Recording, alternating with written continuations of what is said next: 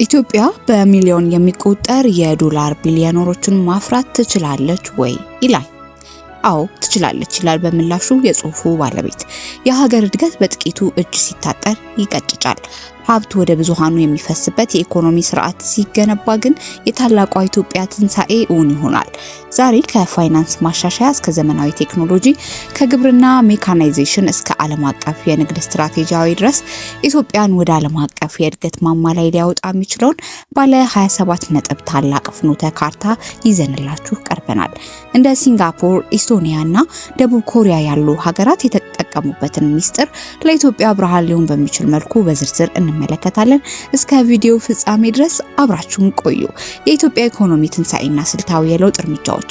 ኢትዮጵያ ወደ ዓለም አቀፍ የእድገት ማማ ላይ የሚያወጣ በሚሊዮን የሚቆጠር ዜጎችን የዶላር ቢሊዮነር የማድረግ አቅም ያለው ታላቅ ፍኖተ ካርታ ነው።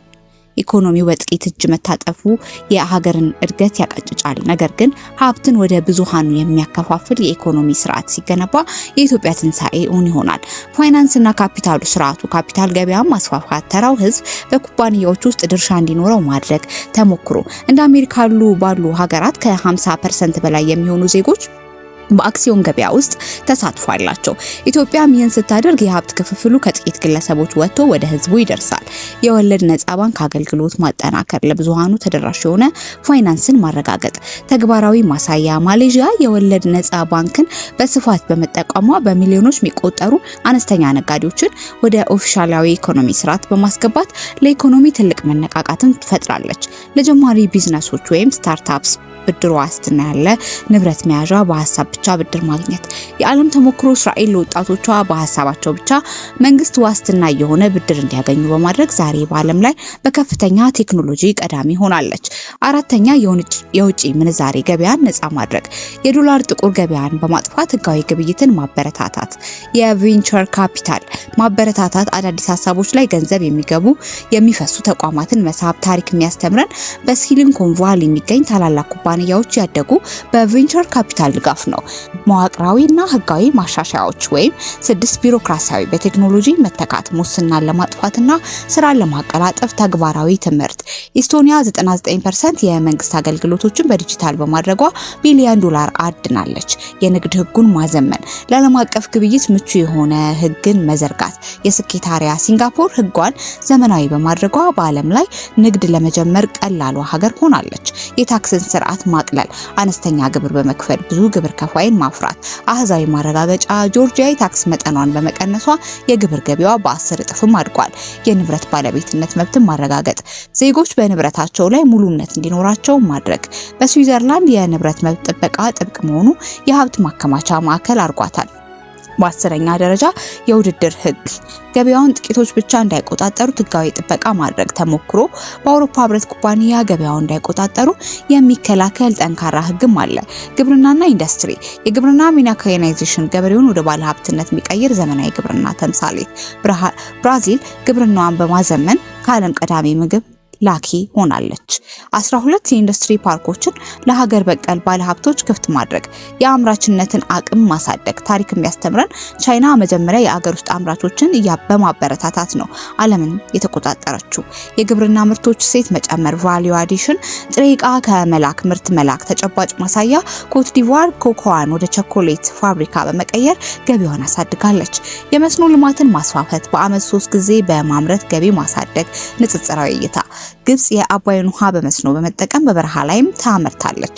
15 የእንስሳት ሀብት ልማት፣ ስጋና የወተት ተዋጽኦን ወደ ውጪ መላክ። ተግባራዊ አርአያ፣ ኒውዚላንድን የወተት ተዋጽኦን በመላክ ብቻ ኢኮኖሚዋን ገንብታለች። ቴክኖሎጂና ፈጠራ፣ በ16ኛ ኢኮሜርስ ወይም የኢትዮጵያ ምርቶችን በዓለም አቀፍ ድረገጾች ላይ እንዲሸጡ ማድረግ ተሞክሮ። ናይጄሪያ በጁሚያ አማካኝነት በሚሊዮኖች የሚቆጠሩ ነጋዴዎችን ለዓለም ገበያ አገናኝታለች። የሰው ሰራሽ አስተውሎት ወይም ኤአይ አጠቃቀም፣ በሁሉም ዘርፎች ውጤታማነትን መጨመር ተግባራዊ ማሳያ። ዱባይ የኤአይ ሚኒስቴርን በማቋቋም የመንግስት ስራዎችን ፈጣን አድርጋለች። የኢንተርኔት ተደራሽነትና ጥራት፣ ዲጂታል ኢኮኖሚ ያለ ፈጣን ኢንተርኔት አይታሰብም። ተምሳሌት፣ ደቡብ ኮሪያ በፈጣን ኢንተርኔት ምክንያት የዓለም ቴክኖሎጂ ማዕከልም ሆናለች። እንግዲህ በ19ኛ ደረጃ ላይ የሶፍትዌር ኤክስፖርትን እንመለከታለን። ወጣቶች እውቀታቸውን ለዓለም በመሸጥ ዶላር እንዲያመጡ ማድረግ። የዓለም ተሞክሮ ህንድ በሶፍትዌር ሽያጭ ብቻ በቢሊዮን የሚቆጠር ዶላርም ታገኛለች። በ20ኛ ደረጃ የቴክኖሎጂ ማዕከላትን በየክልሉ ማቋቋም፣ ፈጠራን ከዋና ከተማ ማውጣት። ተግባራዊ ትምህርት ኬንያ በየከተሞቿ ማዕከላትን በመክፈት ወጣቶቹ አዳዲስ አፕሊኬሽኖችን እንዲፈጥሩ ረድቷታል። የሰው ኃይልና ማህበረሰብ ተግባር ተኮር ትምህርት ከቲዎሪ ወደ ስራ የሚቀይር ትምህርት ስርዓት ተሞክሮ። ጀርመን በተግባር ትምህርት የታወቀች ናት። ይህም ወጣቶቿ ስራ ፈጣሪ እንዲሆን አድርጓታል። በ22ኛ ደረጃ የስራ ፈጠራ ስልጠና ከልጅነት ጀምሮ ስለ ገንዘብና ቢዝነስን ማስተማር። በ23 ዲያስፖራ ተሳትፎ ነው። የኢትዮጵያውያን እውቅና ገንዘብ ለሀገር ግንባታ መጠቀም። የስኬት አርአያ ህንድና ቻይና ዛሬውን ደረጃ የደረሱት በውጭ የሚኖሩ ዜጎቻቸውን በመጠቀም ነው። የሴቶች ኢንተርፕረነርሺፕ ፈንድ ለሴቶች ልዩ ፋይናንስ ድጋፍ ማድረግ። ተግባራዊ ትምህርቱ ሩዋንዳ ሴቶችን በኢኮኖሚው በማሳተፏ ፈጣን እድገት እያስመዘገበች ትገኛለች። 25ኛ የጤናና ምርታማነት ትስስር ጤናማ ዜጋ ለኢኮኖሚው ሞተር ነው። ተሞክሮን ስናይ ኩባ በጤና ዘርፍ ባላት ጥንካሬ ዜጎቿ በማንኛውም ዘርፍ ምርታማ እንዲሆኑ አድርጋለች። ንግድና ግንኙነትን ስንመለከት የአፍሪካ ነፃ ንግድ ቀጠና 1.3 ቢሊዮን ህዝብ ያለበትን ገበያ መጠቀም።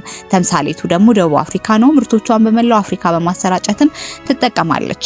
በ27ኛ ደረጃ የሎጂስቲክስ ዘርፍን ለግል ባለሀብቶች ክፍት ማድረግ፣ ትራንስፖርት ወጪ መቀነስ ተግባራዊ ማሳያ። በኔዘርላንድስ ሎጂስቲክ በግል ዘርፍ በመመራቱ ለዓለም የንግድ በር ሆናለች። ይህ ጉዞ ጥቂቶችን ለማበልጸግ ሳይሆን 120 ሚሊዮን ህዝብን ወደ እድገት ማማ የሚያሸጋግር ታላቅ ሀገር ግንባታ ሂደት ነው። በሚሊዮኖች የሚቆጠሩ የኢትዮጵያ ወጣቶች የራሳቸውን እድል በራሳቸው የሚወስኑበት፣ በራሳቸው ሀገር በቢሊዮን ዶላር የሚቆጠር ሀብት የሚፈጥሩ እድል ነው። ተግባራዊነቱ ከኔና ከናንተ ይጀምራል።